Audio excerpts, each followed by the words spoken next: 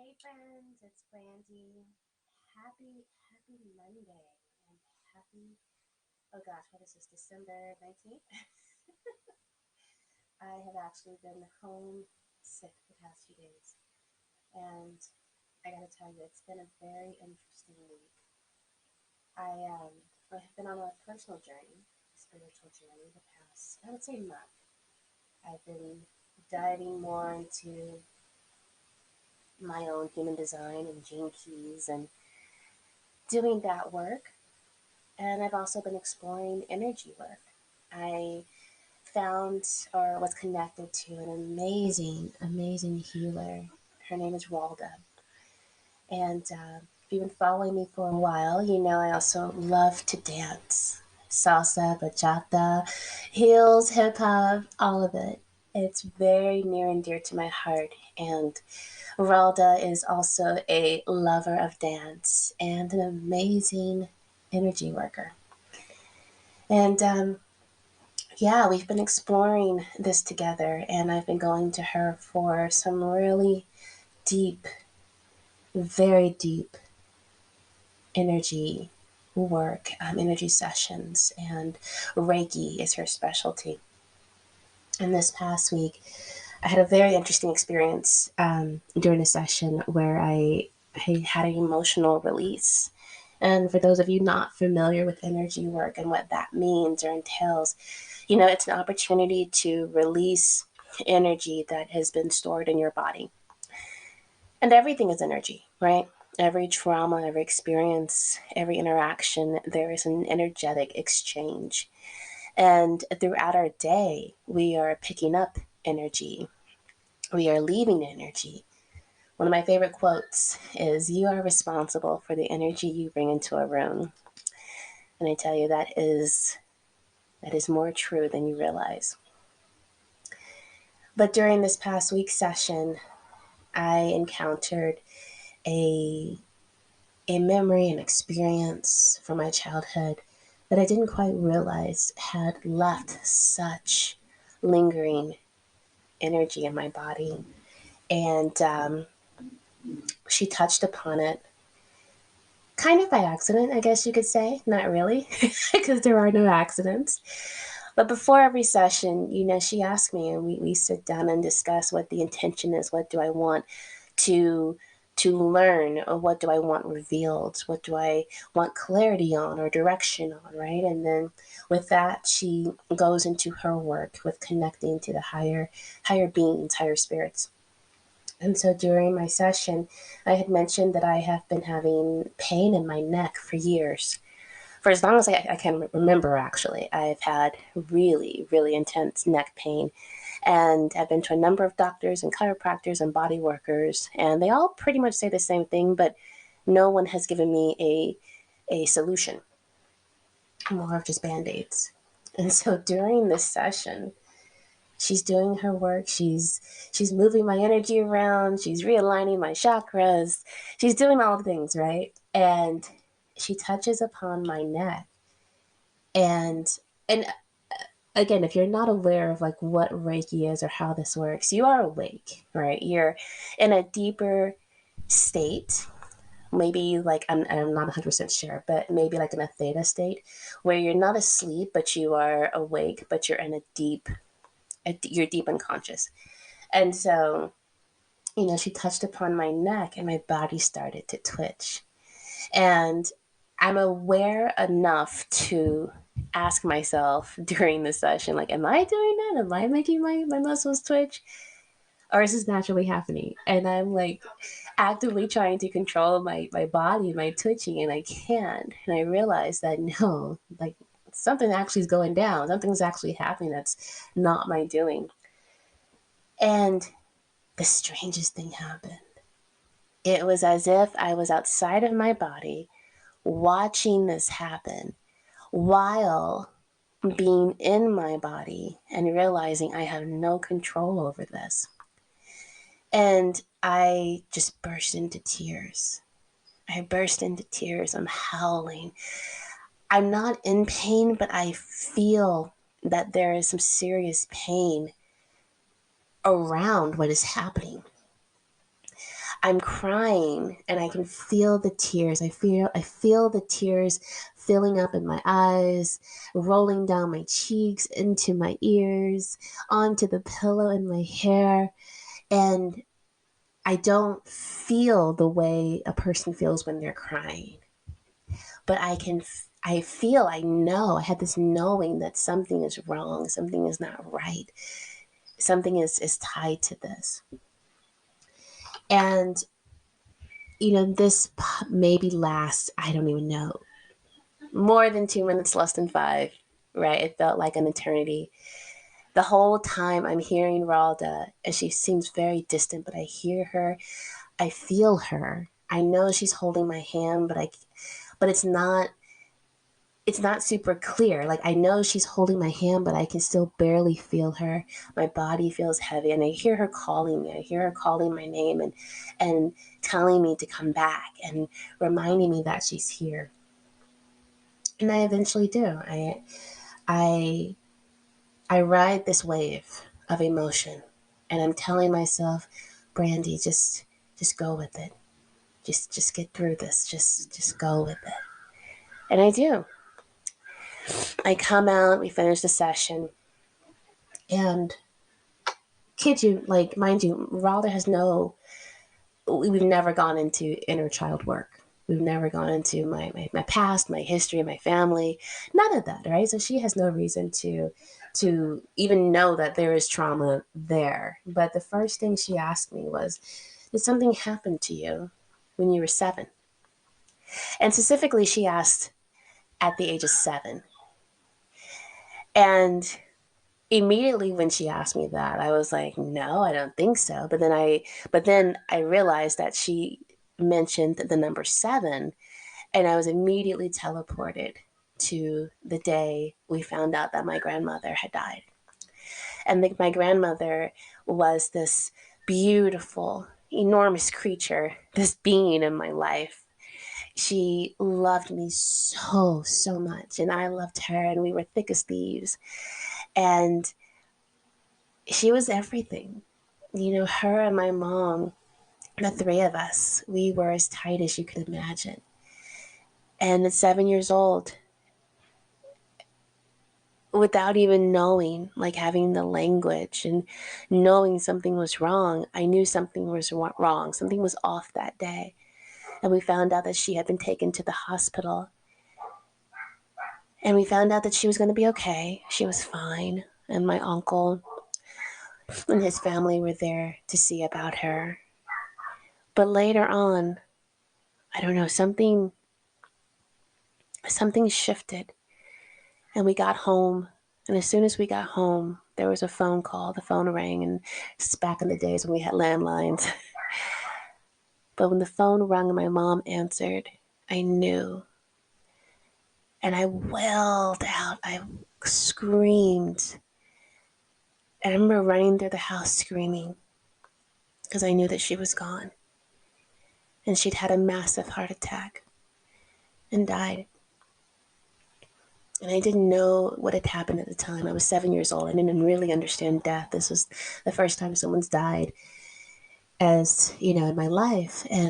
But I just knew that this was important. That this was serious, and I felt it. And I also knew that I needed to be there for my mom. And so after that moment, after the realization, I took on being the rock for my mom. And the following days and weeks that followed her death, the family we weren't the same. And granted, we were grieving, but even to this day, the family has never been the same. And one of the other things that Ralda asked me before I got into this experience at 7, she asked me if I was lost. And so I thought about that, and I realized that the feeling of lost was how it felt for all of us. When my grandmother died, my entire family, my immediate family, we were lost. We scattered. She really was the glue. So that was impactful. That was a huge realization and memory to have. And to find out that that energy from that experience was what was sitting in my neck and my shoulders, and that literally I've been carrying that for all these years, is just a testament to how freaking amazing the body is, how amazing energy, quantum physics is, all of it, how we are intertwined with the universe, God, Source, and the true effects it can have on us physically. So I mention this because in the work of human design and gene keys, especially gene keys, we're able to see from our chart where our core wound is, where our life's work is. And when I started this journey in February, I had no idea where it was going to take me. But I've been asking for clarity of purpose, for clarity of why I'm here. And I feel like every day it's being revealed to me a little bit at a time, a little bit at a time, a little bit at a time. But it's coming. And this past week, with this experience, with the death of Twitch, Stephen Boss, a very, very beautiful soul that I never got a chance to meet or really know, but I feel connected with the reminder of how important our mental health is, and how important it is to speak up and to talk about these things and to seek help. And in addition to that, I've done some amazing readings this week, and the people that I read for have been so appreciative and so, so wonderful in the fact that they received insight they didn't have before, and also just acknowledging within me that this is a gift, that I seem to have found my calling, and that what I, in a sense, turn into when I'm reading for people is something that is beyond. It's like I'm truly stepping into this intuitive part of myself. But what I'm getting at is that, we pull our charts, we look at what's there, and we see the unconscious and the conscious part of us. We see where the work is, what we're here to learn, by looking at our open centers, our open channels and gates. We see where we're fixed by seeing where we're defined in our charts, and the things, the energy places that we have access to 24/7. But the information is there.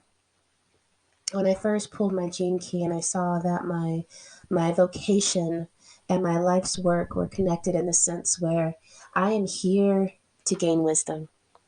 I am here to learn trial by fire, experiment, and I'm here to go deep. My vocation is going deep within myself, within others, within life, not living on the surface. And through that, I will gain the wisdom that I'm then able to share with other people for their growth, for their higher purpose. And as much as I want to rush that and get to the good parts and everything, I know that too is a journey. So to bring this home, I want this episode to be a reminder that you do have a purpose. It may not always be clear immediately. It may not always make sense. And it really may unravel slowly in bits and pieces. But you do have a purpose. You are here for a reason. And I encourage everyone to have their human design chart pulled and read to them, your gene keys, whatever is calling you, because the truth is there. And when you have that awareness, when you have that knowledge, you actually have a place to work from. So many of us spend our time, our lives, just And I know I've done this. This was me up until a year ago, just reading whatever I could find and following every coach and guru and person that seemed to have found the answers to figure out my own answers. But the truth is, you have everything that you need inside of you. The truth is, you are a complete book. You just have to know where the actual first page is to start reading so that it all can make sense.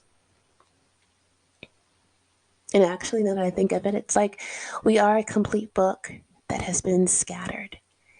And our work is finding those pages, finding those chapters, and then putting it all together so that it makes sense and we see the complete picture of ourselves, the complete story. And maybe sometimes that the final chapter we don't even really get a chance to read, but we understand it at the time of our death. Yeah. Like I said, it's been a very interesting week. On a final note, I want to share that, mental health is so, so important. I have been challenged with mental health more so the past few years. And it's interesting because I don't I think back and I know I've had anxiety, I know I've had worry, I've had depression, and I wouldn't even call it depression, but sadness, but a lot more of anxiety and worry, right? Over the years. But the past, I would say 3 to 4 years, it's become something else. It's become heavier. And maybe that's with age, maybe that's something where it just biologically it's taken time to evolve into this. Or maybe it was always there and I was just so busy that I didn't realize that I didn't give myself a moment to actually get there. I may never know. But as someone who has and continues to have suicidal thoughts, I have never actually acted on it. But the thoughts are there. And as someone who has panic attacks, who worries, and has really, really dark, low moments, and who is also that person that you would never expect to be going through these things, who always has a smile on her face and is always there to help someone else. The term check on your strong friends is so freaking important. I cannot stress that. Because it's your strong friends that might be the ones who need you the most and don't feel like they can ask or they have the right to not be strong. And sometimes that's the heaviest burden to bear. So, my friends, I leave you on this note, not to make you sad or depressed, but more so to give you something to think about. The new year is coming, and for a lot of us, that is a time of renewal and a fresh start. And that's great. Use that. That's what you need to kick off a new start, a fresh start, new habits, new innovation in your life. Then use that. For the rest of us, it's another time, another end of a season, another new month to start fresh and do the things that we have talked about but maybe still not have done. Whatever this new year is for you, I encourage you to go into 2023 knowing that you are worthy, that you are perfect, and that yes, you get to do the work to be connected or reconnected to your higher self and to your community. And whatever you want is there for you. All right, my friends, I love you. I cannot wait to talk with you again next week. We are sharing the transit. I'm really excited with Heather Fisk, and it's going to be amazing. I love you all. Have a wonderful day, and I'll talk to you soon. Bye for now.